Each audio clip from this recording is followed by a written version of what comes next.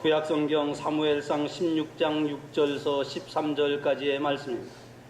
이 말씀을 교독하실 때 살아계신 하나님의 음성을 듣는 말씀이 되시기 바랍니다. 그들이 오매 사무엘이 엘리압을 보고 마음에 이르기를 여호와의 기름 부으실 자가 과연 주님 앞에 있도다 하였더니 여호와께서 사무엘에게 이르시되 그의 용모와 키를 보지 말라. 내가 이미 그를 버렸노라. 내가 보는 것은 사람과 같지 아니하니 사람은 외모를 보거니와 나 여호와는 중심을 보느니라 하시더라.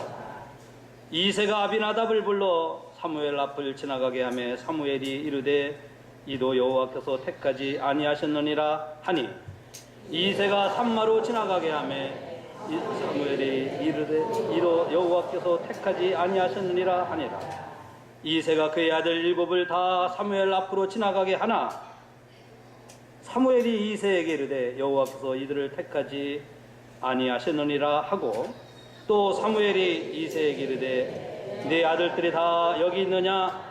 이새가 이르되 아직 막내가 남았는데 그는 양을 지키나이다. 사무엘이 이새에게 이르되 사람을 보내어 그를 데려오라. 그가 여기 오기까지는 우리가 식사 자리에 앉지 아니하겠노라. 이에 사람을 보내어 그를 데려오매 그의 빛이 붉고 눈이 빼어나고 얼굴이 아름답더라. 여호와께서 이르시되 이가 크니 일어나 기름을 부으라 하시는지라. 사무엘이 기름 뿔병을 가져다가 그의 형제 중에 그에게 부었더니 이날 이후로 다윗이 여호와의 영에게 크게 감동됩니다. 이어 사무엘이 떠나서 라마로 가니라. 아멘. 중국 진시 왕의 아버지가 여불위라고 하는 그런 사람이었어요. 진시황 여러분 하면 뭐 불로초 생각나죠. 그 진시황의 아버지 여불위가 육험론이라고 하는 책을 썼는데요. 그 육험론의 책은 옛날부터 오늘에 이르기까지 관직에 사람을 등용시킨다든가 또 사람을 채용한다든가, 요즘은 뭐 실력을 이렇게 시험 봐서 채용하지만 옛날에는 선비들이나 관직에 사람을 이렇게 등용하고 채용할 때 그 육험론의 책을 인용해서 중국뿐만 아니라 한국, 동양에서 많이 이용했다고 합니다. 그 육험론에 나오는 나오는 내용 중에 제가 몇 가지를 제가 여러분에게 소개를 하려고 합니다. 그 내용이 바로 성경의 내용하고 거의 일치하기 때문입니다. 그 육험론에는 이런 내용들이 나옵니다. 물론 우리가 사람을 볼 때에 우리는 그냥 저분은 참 예쁘네, 저분은 참 젊으네, 저분은 머리 스타일이 어떻네, 저분은 그 외모를 봅니다. 실력이 어떻고, 대학은 어떤 대학을 졸업했고, 가진 것은 얼마나 가졌고, 아파트는 몇 평에서 살고, 자동차는 무슨 자동차를 타고, 사람들은 이렇게 평을 해요. 저도 미국에 있다가 한국에 와가지고 한국은 그런 것을 너무 많이 따져요. 제가 교회 언제가도 말씀드렸지만 교회 봉구차를 타고 롯데백화점에 가면 사람 그 문 앞에서 지키는 사람 쳐다보지도 않아요. 이래 이렇게 하라. 근데 그 앞에 자동차가 좋은 자동차 타고 가는 분 있으면 이렇게 인사해요. 그 사람하고 저하고 얼마큼 차이 나는지 모르지만은 봉구차 타고 가면 그냥 이래. 이것이 한국 사회구나. 미국은 좀 그렇지 않아요. 물론 미국 주류 사회에서 이렇게 인종차별이라고 하는 것이, 차별이라는 것이 좀 있을 수는 있지만은, 법적으로 물론 그래서는 큰일 나지만은요, 한국에는 특히 외모를 보고 사람을 평가하고 판단하는 그런 경우들이 너무 많아요. 그래서 제가 어떤 때는 새벽기도 끝나고 이렇게 산에 가면 저는 그냥 가벼운 복장으로 추리닝이나 이런 거 입고 이렇게 가거든요. 그런데 그 산에 가는 분들 보면 대부분 거의 복장이 딱 갖춰졌어요. 등산복, 신발, 바지, 잠바, 모자 대부분 갖춰졌어요. 저 같은 사람이나 저희 집 사람은 어디 북한에서 온 사람 같아요. 그래도 저는 뭐 부끄럽지 않게 이렇게 다녀요. 그만큼 외모를 보고 사람을 이렇게 평가하고 따지고 외모를 이렇게 중시 여기는 그런 사회가 한국 사회인데 그 육업론에는 이런 내용이 나옵니다. 사람이 됨됨이라고 하는 것, 그 됨됨이는 신앙적으로 얘기하면 우리의 신앙의 인격을 나타내면서 오늘 성경에서 말씀하고 있는 사람의 중심을 가리켜요. 그 사람의 됨됨이가 의무를 보고 그 사람의 됨됨이를 나타내는 것은 아니라고 하는 것이 육업론에 나오는 내용이에요. 그래서 사람의 됨됨이를 알 수 있는 방법이 있는데, 첫째로는 사람의 됨됨이를 어떻게 알 수 있느냐? 가진 것, 외모, 외형 이런 것에 의해서 됨됨이를 알 수 있는 것이 아니라 사람이 즐거워할 때 즐거워할 수 있는 사람, 이 사람을 보면은 사람의 됨됨이를 알 수 있다는 거예요. 지난주에 항상 잔치하는 집에 대해서 말씀을 드릴 때도 우리가 잔치집에 가면은 그냥 기뻐하고 즐거워하고 잔치집의 분위기를 맞추고 이런 사람이 되라고, 이런 믿음의 사람이 되어야 한다고 말씀을 드렸는데, 사람의 됨됨이를 알 수 있는 것은 무엇이냐 하면은 즐거워할 때 즐거워할 수 있는 사람이 사람의 됨됨이가 됐다는 거예요. 어떤 사람은 즐거워할 때 가서 즐거움을 촉치는 사람이 있어요. 즐거운 잔치집에 가서 초상집 얘기를 하고 즐거운 잔치집에 가서 아주 기분 상하게 하는 말을 하고 기분 나쁘게 마음에 상처를 주는 말을 하는 사람도 있어요. 예를 들면 우리가 누구에게 선물을 받았다 그러면요, 이 넥타이가 지난주에 제가 우리 청년들에게 선물을 받았어요. 그래서 오늘 이렇게 차고 나왔어요. 뭐 청년들이 왜 저한테 선물을 했는지, 뭐 지난주 교사의 날이고 뭐 스승의 날이고 막 그런 의미에서 이 청년들이 제 넥타이를 이렇게 선물한 것 같아요. 근데 이 선물을 받음으로 인해서 즐겁고 기쁜 거예요. 이것이 메이커가 있냐, 얼마짜리냐, 어디서 샀냐, 시장에 샀냐, 백화점에 샀냐, 이거를 따지면 이게 기쁠 리가 없어요. 저는 어디서 샀는지를 몰라. 이것이 메이커였는지도 몰라. 메이커인지도 몰라. 그러나 받음으로 인해서 기쁜 거예요. 또 즐거워할 때 즐거워할 줄 아는 것이, 그러고 보니까 저도 즐거워하면 사람 됨됨이는 근데 이 즐거워할 때 즐거워할지 모르는 사람들이 많다 이거예요. 어떤 사람이 운전을 하고 가는데요, 똑같이 고속도로를 달리는데 앞차는 똑같은 스피드로 달렸는데 앞차는 잡았는데 내 차는 안 잡혔다? 즐거워요, 안 즐거워요? 티켓에 안 걸렸다? 즐겁습니까, 안 즐겁습니까? 그럼 즐겁잖아요. 그런데 옆에서 여보, 당신 오늘 티켓 5개나 받은 거랑 똑같아. 아, 즐거울 때는 걸리지 않았으니까 즐거움을 나타내면 되는데 안 받았잖아요. 티켓 안 티켓잖아요. 그러면 즐겁잖아요. 그런데 뭐 스피드 냈다고 저희 집 사람이 그런 건 아니고 그 옆에 앉은 사람이 자꾸 그러면 이거 운전하면 나겠어 이거? 그러니까 이게 하나의 예지만은 즐거워할 때 즐거워할 줄 아는 사람이 사람 됨됨이가 됐다. 이런 사람을 관직에 등용시키면 틀림없다 이거예요. 교회도 마찬가지예요. 교회도 부흥하고 성장하려고 할 때 부흥하고 성장하는데 일조하는 그런 사람이 돼야 되지, 부흥하고 성장을 하는데 초치는 사람이 되지 말아야 한다는 거예요. 그렇지 않습니까 여러분? 교회가 은혜롭고 교회가 기쁘고 즐거울 때 기뻐하고 즐거울 수 있는 사람이 되라 이 말씀이에요. 이런 사람이 됨됨이가 좋다 이 말씀이에요. 두 번째로는요, 남을 배려할 줄 아는 사람이에요. 상대방을 배려할 줄 아는 사람. 우리 예수 믿는 사람들은 나만 생각하고 나만 위하고 나만 생각하는 그런 사람이 아니라 배타적인, 남을 이해하고 남을 덮어주고 남을 잘되게 하고 남이 은혜스럽게 신앙생활할 수 있도록 해주는 그런 사람이 돼야 돼요. 상대방을 배려할 줄 아는 사람. 우리 집 아이는 저희 집 말고 예를 들면 우리 집 아이가 그냥 재수 안 하고 좋은 대학교에 들어갔다, 합격을 했어요. 기쁘죠? 아니 내 아이가 재수 안 하고 좋은 대학에, 뭐 소위 세상에서 말하는 좋은 대학에 한 번에 합격했다, 그럼 기뻐요. 참 좋아요. 근데 박 집사님 집에는 삼수를 했는데 떨어졌어. 그럼 사수해야 돼요. 요즘은 대학교에 들어가기 좀 옛날 같지 않고 쉬워요. 뭐 삼수, 뭐 사수 하는 사람이 없는데 저희들 때만 해도 삼수 막 사수 그랬거든요. 그러면 박 집사님 집에 삼소하고 떨어졌으면은 내가 기쁘다고 해서 그 박 집사님 집에서 집사님 앞에서 내가 우리 아이들은 뭐 공부 잘했고 우리 아이들은 학원도 안 다녔는데 뭐 어쩌고저쩌고 그런 소리에 이거 남을 배려하는 게 아니다 이거예요. 나는 기쁘더라도 나는 즐겁더라도 나는 좋더라도 상대방이 어떤 애들 상대방이 자식이 삼수했는데 떨어졌으면 그 소리 하지 말아야지. 여러분 속회에서도 중요해요. 우리 교회는 그런 분들이 없는데 어떤 분들은 속회에서 어떤 가정은 말이에요 월세 내기도 힘들어요.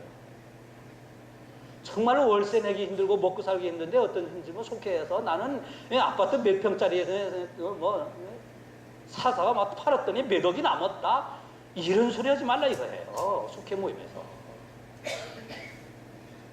그런 게 수없이 많은데 예를 들면 그렇다 이 말씀이에요. 이게 남을 배려하는 마음, 그 배려하는 마음을 보면은 사람의 됨됨이를 알 수 있다. 먹을 것이 여러 사람이 자 이거 뭐 하나하나 여러분들이 가르쳐야 될 내용은 아니지만은 딸기 한 바구니를 넣고 같이 먹는데 나만 좋은 것만 계속 먹는다. 좀 내가 조금 못생기고 흠 있는 거 나도 좀 먹어야지. 다른 사람이 좋은 거 먹도록 내버려. 이게 남을 배려하는 거예요. 나만 그냥 토실수라고 빨갛고 붉은 거 나만 좋은 거 먹고 다른 사람이 먹기 전에 또 먹고 그냥 두 손으로 먹고 그러면 이게 배려하는 게 아니다 이 말씀이에요. 이런 것이 사람의 됨됨이를 나타낸다 이거예요. 오늘 우리가 살아가면서 이것이 얼마나 중요한지 몰라요. 그리고 또 하나 말씀드리면 이것도 말이에요. 하나는 오늘 우리의 감정을 억제할 수 있어요. 감정을 다스릴 수 있는 사람. 우리가 신앙생활 하면서도 마찬가지인데요. 내 감정을 조절할 수 있는 사람이 되라 하는 말씀입니다. 나는 불같은 화가 나지만 내 감정을 잘 다스릴 수 있는 사람. 나는 속이 우라통 터지는데 내가 생각하면 화가 벌컥벌컥 나가지고요. 이 3번을 틀어놔야 돼요. 화가 났을 때 이것을 억제할 수 있는 사람. 이것이 성령의 열매죠. 성령의 열매가 뭡니까? 절제는 나를 다스리는 거예요. 여러분 신앙생활 하면서 내가 하고 싶은 말 여기 보세요. 이거 굉장히 중요한 말씀이에요. 내가 신앙생활에서 내가 하고 싶은 말 다 막아놓은 사람 이게 옳은 사람입니까? 의로운 사람입니까? 이게 바른 사람입니까? 안 그래요. 내가 하고 싶은 말도 때로는 하지 말아야 돼요. 내가 하고 싶어도 여기까지 막 튀어나올 것 같아도 절제할 수 있어야 돼요. 이게 자기 감정을 다스릴 수 있는 사람이에요.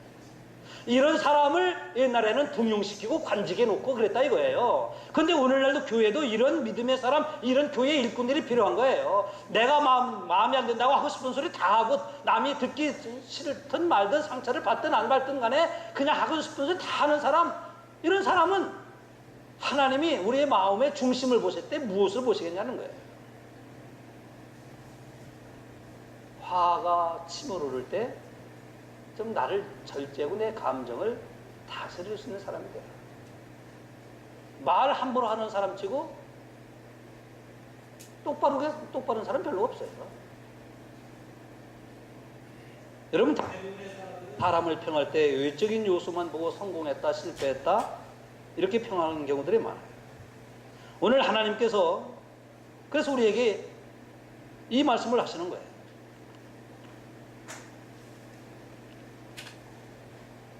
젊었을 때는요, 저도 젊었을 때는 외적인 조건을 많이 따졌어요. 그렇잖아요. 결혼하려고 그러면은 조건을 많이 따지죠.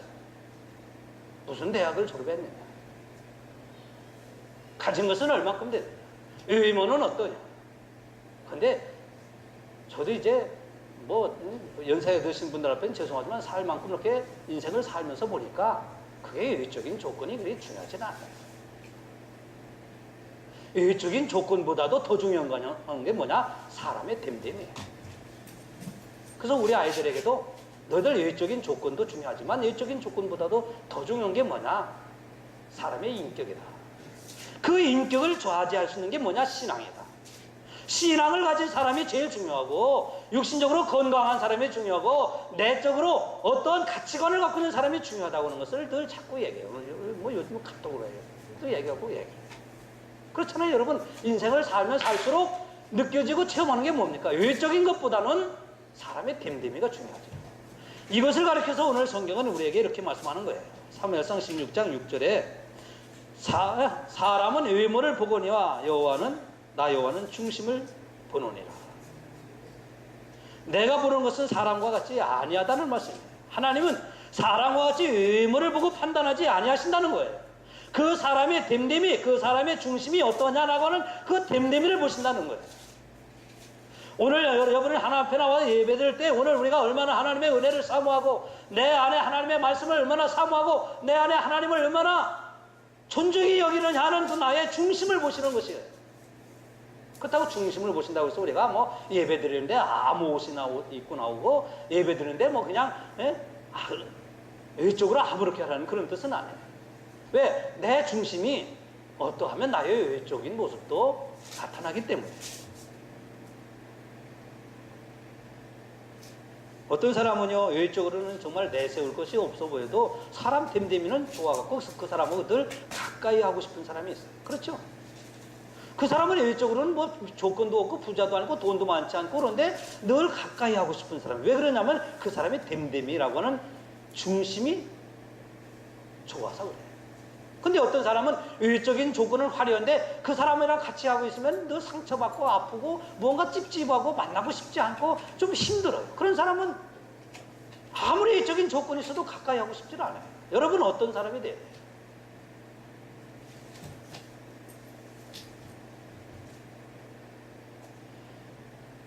오늘 다윗이라고 하는 사람은 하나님이 보실 때 그 마음에 하나님의 마음에 탁 들어있다. 내가 보는 것은 사람과 같이 외모를 보지 않냐고 중심을 보는데 사도행전 13장의 말씀을 보면 이런 말씀이 있어요. 내가 이새의 아들을 만나니 내 마음에 맞는 사람이라. 이게 사도행전 13장의 말씀이에요. 내가 이새의 아들 다윗을 만났는데 내 마음에 맞았다고 하나님이 그렇게 말씀하십니다. 그러면 다윗이 어떤 마음, 어떤 것을 보시고 하나님의 마음에 맞았을까요? 성경은 1, 2, 3, 4, 5, 5가지를 말씀하지 않아요. 그래서 저는 오늘 4가지를 말씀을 드리려고 해요. 하나님이 도대체 다윗이 어떤 것을 보시고 마음에 들으셨을까? 여러분 하나님의 마음에 들고 싶어요? 마음에 안 들고 싶어요? 이왕이면 신앙생활을 빼요. 나도 하나님의 마음에 맞아서 하나님이 나에게 주실 걸 마음껏 주시고 하나님이 나에게 은혜를 베풀어 주실 때 마음껏 은혜 베풀어 주시고 하나님의 마음에 맞는 여러분 되시길 주의 이름으로 축원합니다. 신앙생활하면서 하나님의 마음에 맞든 안 맞든 살아가는 그런 사람이 아니라 우리는 어떻게 하면 하나님의 마음에 맞아야 할까? 어떻게 하면 우리는 하나님의 마음에 맞게 살아가야 할까? 여러분 교회 안에서도 마찬가지예요. 여러분 교회 안에서도 목사님이 마음에 맞는 신앙생활을 하고 싶어요? 안 하고 싶어요? 물어보나 마나지. 그 대답이 여기만 나오네. 다시 물어봅니다. 여러분 목사님의 마음에 맞는 생활을 하고 싶어요? 안 하고 싶어요? 진짜요? 그럼 어떤 것이 하나님의 마음에 맞을까요? 그 방법을 성경이 말씀하는데 첫째로는 다윗은 순종하는 믿음을 가졌어요. 오늘 성경의 말씀은 바로 이런 말씀이에요. 그래서 이 말씀을 통해서 나도 외적인 조건 화려한 것이 아니라 이렇게 하면 나도 하나님의 마음에 맞는 사람이 될 수 있다. 자, 하나님이 사무엘에게 이렇게 말씀하셨어요. 사무엘아, 내가 사울이라고 하는 사람이 처음에는 겸손할 때 그래서 그 겸손을 보고 이스라엘 왕으로 세웠는데 이 사울이 자꾸 교만해져. 내가 말하는 것도 지키지 않고 지 맘대로 하고 전쟁에서 모압과 이겼다고 해서 아주 교만방자해지고 그래서 내가 사울을 폐하고 이스라엘 다른 왕을 세우려고 그러는데 이새라고 하는 집에 가면은 그 아들들이 있는데 그 중에 하나를 내가 기름을 가지고 가서 부어서 그를 이스라엘 왕으로 삼으라. 그런데 누구라고 뭐 이름을 정해주진 않았어요. 그래서 사무엘 선지자가 기름을 가지고 이새의 집에 가서 하나님께 제사를 드립니다. 우리가 1절 말씀을 보면 송아지를 잡아서 제사를 드리는데 제사를 드리면서 요즘 우리가 예배를 드리는 거예요. 예배를 드리고 당신 집에 병사가 났는데 하나님께서 당신의 아들 중에서 한 명을 이스라엘의 왕으로 삼겠소. 하나님이 이렇게 말씀하셨습니다. 그래서 내가 기름을 부어 왕을 세우려고 기름을 가지고 왔소. 그랬더니 이새가 깜짝 놀라요. 아니 어떻게 우리 집에요? 우리 아들이 어떻게요? 아니요, 하나님이 이 집의 아들을 한 명을 왕으로 세울 것이요, 그러니 당신 내 아들을 다 내 앞으로 오시오. 그래서 첫 번째 아들, 둘째, 셋, 이 이새에게는 아들이 몇 명이에요? 8명이에요. 8명인데 이 이새가 생각할 때, 아버지가 생각할 때는 첫째 아들, 둘째, 셋째 가만히 생각해봐. 누가 정말로 내 아들 중에서 왕으로 세운다고 하면 누가 될까? 그래도 첫째 엘리압이 제일 낫다.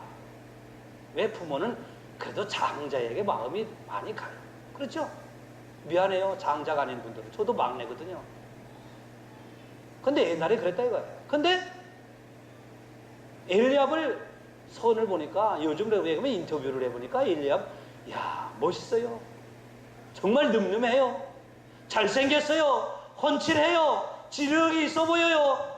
잘할 것 같아요. 이 모르는. 그래서 사무엘 선지자가 이 사람입니다 하고 기름 부으려고 했더니 아님, 너 아니야.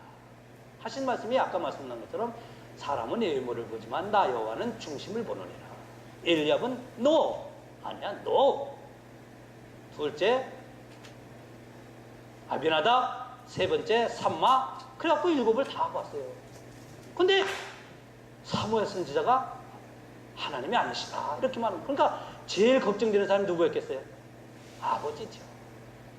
야, 이러다가 우리 집은 그냥 패스하려나 보다. 아버지가 두근두근, 야 아닌가 보네. 이러면 어떡하지? 좋다가 말았어요. 신나다가 말았어요. 두근두근 불안하고 두려운데 사무엘이 당신 집에 아들 또 없어 그랬는데, 그때 아들 하나가 있는데 이 아들은 아버지가 생각할 때 이 막내 다윗은 도저히 아닐 것 같아요.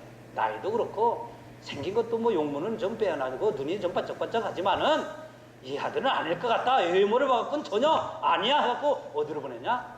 들로 내보내. 너는 가서 양이나 쳐. 양이나 치고 있어. 여기에 다윗이 아버지 말씀에 순종한 거예요. 근데 하나님은 이 다윗의 이 순종하는 이것을 보시는 거예요. 하나님께 순종한 게 아니에요. 아버지가 시키는 대로. 그런데 다윗의 형편을 보세요. 다윗이 볼 때는 이 집에, 우리 집에 선지자가 오셔서 이스라엘 왕으로 삼게. 다윗도 야, 이 찬스다. 나에게도 혹시 기회가 될까? 아니야, 나는 아니고 형님 드릴 거야, 형님. 그래도 나도 거기에 참여라도 해봤으면 좋겠네. 이런 마음이 없었겠어요? 근데 아버지가, 야 다윗아, 너는 아니야. 가 양쳐. 그럴 때 다윗은 아무 불평하지 않아요. 대꾸하지 않아요. 내 아버지. 다윗의 이런 중심을 하나님이 보신 거예요.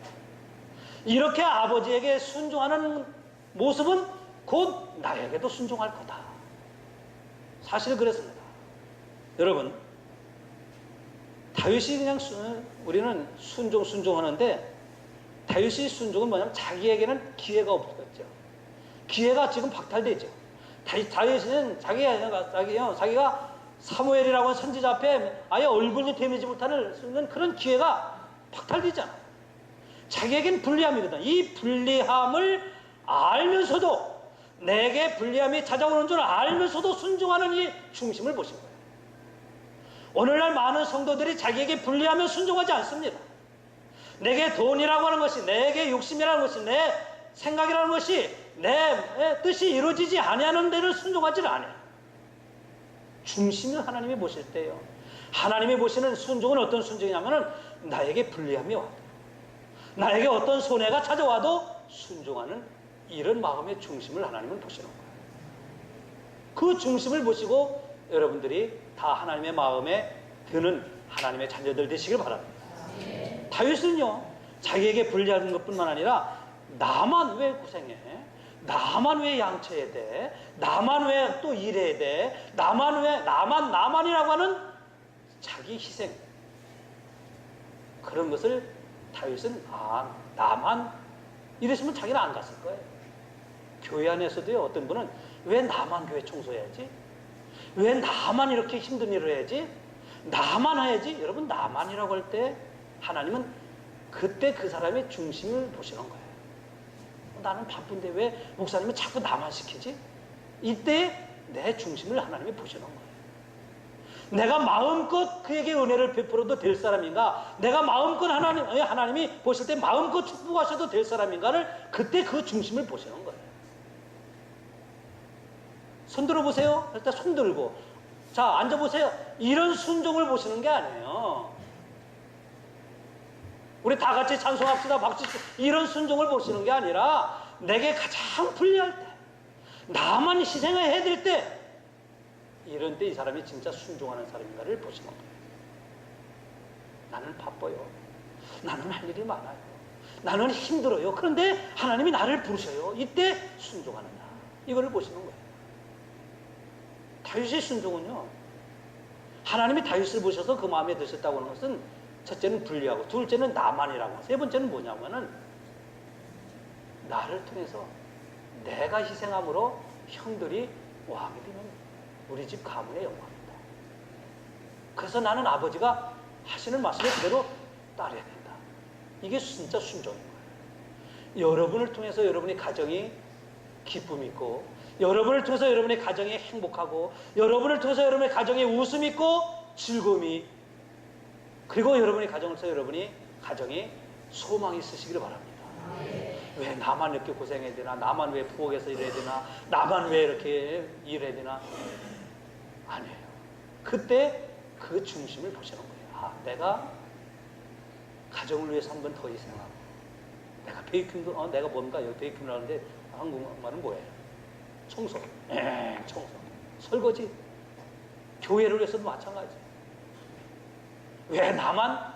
그때 오늘 우리의 중심을 보시고 하나님이 복을 주시는 거예요. 여러분을 통해서 교회가 든든하게 세워나가는 그는 영도 중앙교회가 되는데 쓰임받으시길 주의 이름으로 축복합니다. 두 번째는 다윗은 하나님의 마음에 든 것은 여러분 어떤 거냐면 겸손하는 믿음이었어요. 다윗은 이스라엘 왕으로 부름받을 때 겸손했어요. 물론 왕이 되었어도 겸손했어요.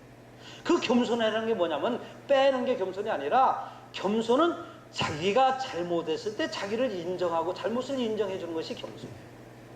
나는 이것이 잘못입니다. 다윗은 제가 볼 때 성경적으로 볼 때는 두 번 큰 잘못을 범했어요. 하나는 밧세바 사건이고, 하나는 인구조사를 해가지고 군사력을 의지하려고 인구조사를 했던 것이었어요. 그런데 성경학자들은 다윗이 20번 하나님 앞에 큰 죄를 졌다고 해요. 근데 공통적으로요, 다윗에게 나타난 것은 죄를 지었을 때마다 자기의 죄를 남의 탓으로 돌리질 않았어요. 자기의 잘못을 남의 탓으로 돌리질 않았어요. 자기가 지은 죄는 몽땅 다 자기의 잘못으로 하나님 앞에 고백을 했어요. 하나님은 이러한 다윗의 겸손을 보셨어요. 제가 미국에서 목회할 때요, 어느 권사님이 속해서 이런 얘기를 했다고 해요. 내가 그 교회가 금난교회인데, 내가 금난교회만 안 다녔더라면, 내가 이석주 목사님만 안 만났더라면 나도 신앙생활 되게 열심히 하는 사람이라고 인정받았을 텐데, 내가 이 교회 나고서부터는 그런 소리 들을래야 들을 수 없다고. 맞는 말 같죠? 그런데 그 말 속에 뭐냐면은, 내가 열심을 하려고 해도 이 교회는 기를 쓰고 새벽기도 하는 사람이 있고요, 열심을 품고 예배드리는 사람들이 있고요, 열심히 교회를 섬기는 사람이 있는데, 그 사람들에 비해서 나를 보니까 내가 이 교회 오기 전에 나도 그 교회에서 열심을 했는데, 내가 와서 보니까 그 사람들에 비해서 나는 세 발의 피다. 나는 그래서 열심을 낼 수 없는 사람이 됐다. 내가 열심을 내지 못한다고 하는, 열심히 있다고 하는 소리를 못 듣는 것은 나의 잘못이 아니라 저 사람들, 열심히 내는 사람들 때문이다 이거예요. 예를 들면요, 학교 다니는 학생이 공부 잘하는 1등 하는 애들만, 1등, 2등, 3등 하는 애만 없다면 나는 항상 1등이다. 맞아요? 틀려요? 나보다 잘하는 학생이 우리 학급에 없으면 나는 항상 1등이다. 맞아요? 틀려요? 여러분, 1등은 잘하는 사람들을 틈에서 1등 내는 게 1등인 거예요. 신앙생활 열심은 나보다 열심히 있는 사람들이 많아서 내가 열심을 못 내는 게 아니라, 내가 열심을 내지 못하는, 열심이 없어서 나의 문제지 왜 열심히 내는 사람들이 문제입니까? 이건 겸손함이 아니에요. 겸손함은 나의 죄를 그대로 인정하는 거예요. 나의 잘못을 그대로 고백하는 거예요. 하나님, 내가 이게 잘못입니다. 하나님, 내가 열심을 내지 못하고 있습니다. 하나님, 내가 기도 생활을 못하고 있어요. 내가 못하고 있습니다. 하나님, 내가 잘못입니다. 내가 죄입니다. 이런 모습이 겸손한 모습이에요. 다윗은요, 바세바 사건 때에도 바세바에게 탓을 돌리질 않았어요. 인구조사해 갖고 말씀을 보면은 요압이 인구조사할 때 빼뜨리고 보고를 했어요.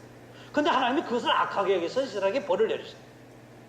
근데 다윗은 교만해 갖고 군사를 의지하는 백성들을 의지하지 탓하지도 않고 요압을 탓하지도 않고 하나님이 이스라엘을 진노하신가, 이것이 나의 죄입니다, 이것이 나의 잘못입니다 하고 다윗은 하나님 앞에 고백을 하게 됩니다. 이게 다윗의 겸손한 모습입니다. 다윗은 그래서 이 모든 죄가 다 자신의 죄값입니다. 나라가 어려움을 당하는 이유도, 이 나라가 하나님의 진노를 받는 이유도 나 자신의 죄입니다. 하나님은 다윗의 이러한 중심을 보시는 거예요. 여러분, 가정이 어렵다, 남편 탓이에요. 가정이 어렵다, 내 와이프 탓이에요. 자식 때문에. 교회가 어렵다, 저 사람 때문에. 하나님은 그런 사람을 기뻐하지 않습니다. 내 중심을 내가 부족합니다. 모든 죄는 나의 죄는 내가 인정할 줄 아는 사람, 이런 사람이 겸손한 사람이에요. 여러분, 겸손한 사람이 되시기 바랍니다. 그럼 하나님이 여러분 인정하세요. 세 번째로는요, 다윗은 자기 감정을, 아까도 말씀드렸는데, 감정을 추스릴 수 있었던 사람. 바세바가 아들을 낳았는데 그 아들 죽었어요. 그래서 죽기 전에 다윗이 금식을 해요. 신하들이 와서, 폐하, 왕이여 드시옵소서. 아니다. 식음을 전폐하고 하나님 앞에 기도하고, 하나님, 이 아들을 살려주세요. 피로 불륜 가운데서 태어난 아들이지만 하나님이 살려주세요. 근데 하나님이 그 아들 데려가셨죠. 데려가고 나서 다윗이 털털털 털어버리고 왕복을 입고 집무실을 와서 진물을 하고, 그런 신하들이 깜짝 놀랐어요. 아니, 금방까지만 해도, 아이가 죽기 전까지만 해도 그냥 먹지 않고 금식하고 축제한 모습을 했는데, 아이가 죽고 나니까 다윗은 다 털어버리고 와. 그래서 물어본 거예요. 아니, 어떻게 해요? 그랬더니 다윗이 이렇게 얘기하지 않습니까? 하나님이 이 아이를 데려가시기 전까지는 혹시 하나님의 죄를 용서하셔서 이 아이를 데려가지 아니하실까 해서 내가 기도하고 금식했는데 데려가셨다. 이 아이를 하나님이 데려가셨는데 나는 거기로 갈 수 있거니와 그거는 내게로 올 수 없느니라. 뭡니까 이게? 그냥 울고 불고 죽이냐 살리냐 그러지 않았다는 거예요. 여러분, 때로는 우리가 아까도 말씀드린 우라통 터질 때가 있고, 속상할 때도 있고, 기분 나쁠 때도 있고, 오해받을 때도 있고, 막 그냥 감정이 치솟아 오를 때도 있어요. 근데 내 감정 기분 나쁘다고 내 감정으로 교회를 대하지 마세요. 왜 하면 안 해요? 가만히 보면요, 여러분 기분 나쁘다고 교회를 여러분 감정으로 대하지 말라 이거예요. 제가 지난주에 야외에 가서도 가만히 하시는 말씀들을 이렇게 쭉 제가 봐요. 평상시에도 이렇게 하시는 말씀들 봐요. 여러분, 혹시 기분 나쁜 거 있어도 기분 나쁜 걸 상대방에게, 내가 기분 나쁘다고 내 기분 나쁜 걸 상대방에게 하지 말라 이 말씀이에요. 내 기분 나쁜 건 내가 나쁜 거지 왜 내가 기분 나쁜 것을 상대에게 기분 나쁘게 합니까? 그 상대도 하나님이 사랑하는 사람이고 그 상대도 하나님이 가장 존중히 여기시는 사람인데 왜 내가 기분 나쁘다고 상대를 기분 나쁘게 해요? 그러면 그 기분 나쁜 그 상대가 상처받으면 그 곱빼기로 나한테 와요. 자기 감정을 추스릴 줄 아는 사람이 아까도 댐댐이에 대해서 말씀드렸는데 하나님이 이런 중심을 보시는 거예요. 집안에서도 마찬가지예요. 여러분, 속상하고 기분 나쁘다고 그거 남편에게 바가지 걸지 말아요. 속상한 거 그냥 자기가 새키지 못하면 하나님 앞에 나와 물 붙이죠. 그럼 하나님이 위로하시고 소망 주시고 마음을 다듬어 주시지요. 그런데 왜 그거를 남편에게 막 그냥 복구됩니까? 남편들도 마찬가지예요. 여러분 기분 나쁜 거 목사에게, 우리 교회는 그러지 않으니까 제가 말씀드리는 거예요. 어떤 교회는 그래. 기분 나쁘고 자기들 생활하다가 어려우면 목사에게 와서 그냥 화풀이를 해. 그러지 말아야 돼요, 여러분. 여러분이 힘들고 여러분이 어려우면 여러분이 어렵고 힘든 거지 왜 그걸 목회자에게 털어놓고 막 그냥 목회자에게 그냥 그럽니까? 감정을 추스려야 돼요. 다윗 보세요. 얼마나 감정을 추스리는가. 하나님이 이런 다윗을 들어서 쓰신 거예요. 그를 그래서 외모로는 왕이 될 수 없었지만 왕이 되게 하신 거예요. 오늘 우리가 외적으로는 조건이 나쁘더라도 안 좋더라도 내 중심이 정말로 하나님을 사랑하고 내 중심이 여호와 하나님을 인해 기뻐하고 하나님의 은혜를 사모하고 교회를 사랑하는 이런 중심을 하나님이 보시는 거예요.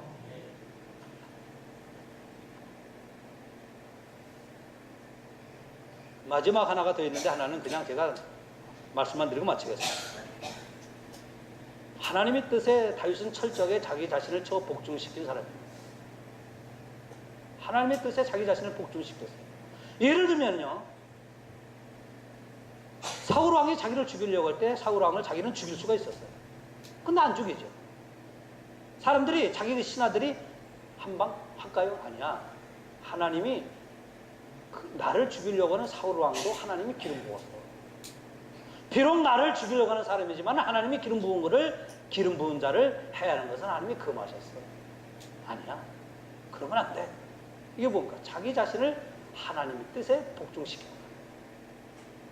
압살롬이 자기를 쿠데타를 해갖고 그 쿠데타 일으켜서 도망갈 때 시므이라고 하는 사람이 다윗의 앞뒤를 다 깔아막았고 돌멩이를 막 던지면서 다윗을 막 저주하지 않았습니까? 그때 아비세라고 하는 군대 장관이 저 개, 진짜 거기 성경에 개로 나와요, 개. 제가 욕하는 것 같아갖고 저 개 뭐 같은 놈 그러거든요. 한 방 쳐 죽일까요? 다윗이 그런 거 아니야. 내가 낳은 아들도 나를 배반하고 나를 해하려고 하는데 하물며 저 사람이야. 내버려두라. 저가 나를 저주하도록 하나님이 허락하셨느니라. 저가 마음껏 저주하지만 그러나 하나님이 저가 행한 대로 갚을 거다. 자기가 할 수 있지만은 갚지를 하지를 않습니다. 하나님의 뜻에 철저하게 자기 자신을 복종시키지 않습니다. 이러한 사람을, 이런 마음의 중심을 하나님은 보시는 거예요. 사랑하는 성도 여러분, 여러분들이 이왕 신앙생활을 하면서 하나님의 마음에, 하나님의 여러분의 중심을 보실 때 무엇을 보고 기뻐하실까? 힘들고 어려울 때 내가 교회 나가야 될까 말아야 될까? 내가 예배 드려야 될까 말아야 될까? 기도하러 나갈까? 육신적으로 보면 내가 더 자고 싶고 내가 눕고 싶고 내가 아니야. 그럴 때 나의 마음의 중심을 하나님 보셔야 돼요. 내가 하나님의 말씀을 듣고 순종해야 될까? 지킬 수 있을까? 내가 오늘 또 교회 나올까 말할까? 이럴 때 하나님은 내 중심을 보셔요. 무엇을 교미하는가? 무엇을 중요시 여기는가? 나의 중심을 보시는 하나님, 하나님의 은혜를 사모하는가? 내 현실을 이기는 믿음으로 살아가려고 하는가? 나에게 주어진 환경을 나는 믿음으로 살아가려고 하는 나의 중심이 있는가? 하나님은 오늘 우리의 이 중심을 보시는 겁니다. 내게 주신 교회를 정말로 사랑하는 나의 중심을 하나님께서 보시고 착하고 충성된 종아, 내가 너를 들어 쓰노라. 내가 너에게 한량없는 은혜를 부어주노라. 여러분, 힘들고 어려운 여러분들에게 하나님 붙잡아 주시고 도우시고 능력 주시는 그 위로와 새 힘이 오늘 여러분에게 넘치시기를 주의 이름으로 축원합니다.